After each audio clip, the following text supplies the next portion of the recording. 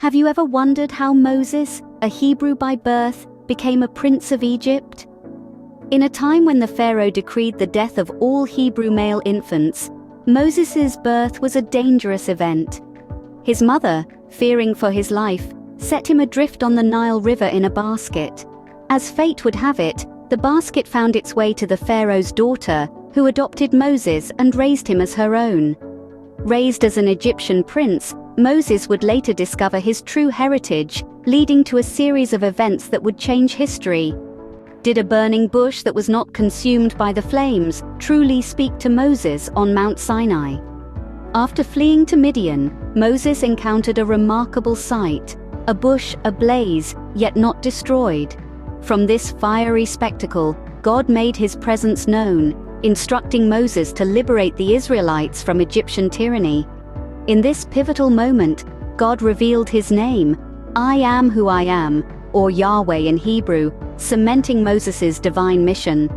With this divine mandate, Moses returned to Egypt, ready to confront Pharaoh and liberate his people. Can you imagine the Nile River turning to blood, or your land being overrun by frogs and locusts? This was the reality of Egypt when Moses and his brother Aaron confronted Pharaoh, demanding the release of the Israelites.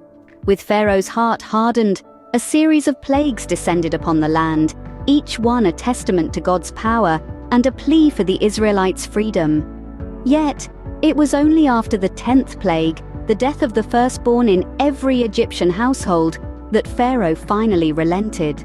Now picture this: the Israelites, no longer slaves, were on the precipice of freedom, yet the Red Sea stood as a colossal barrier between them and their escape from Egypt.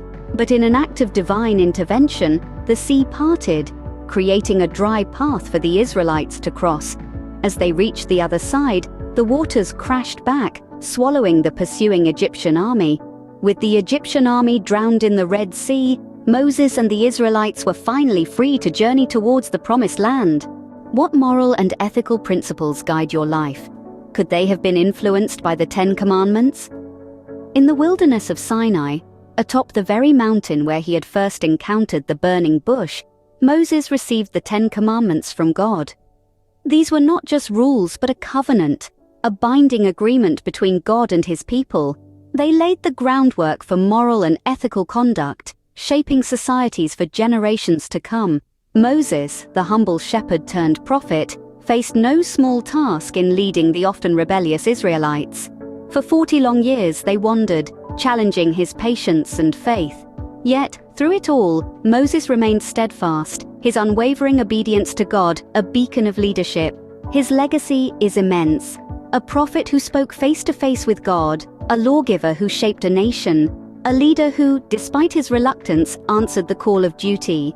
The story of Moses is a testament of faith, obedience, and perseverance, shaping the moral and ethical foundations of societies to this day.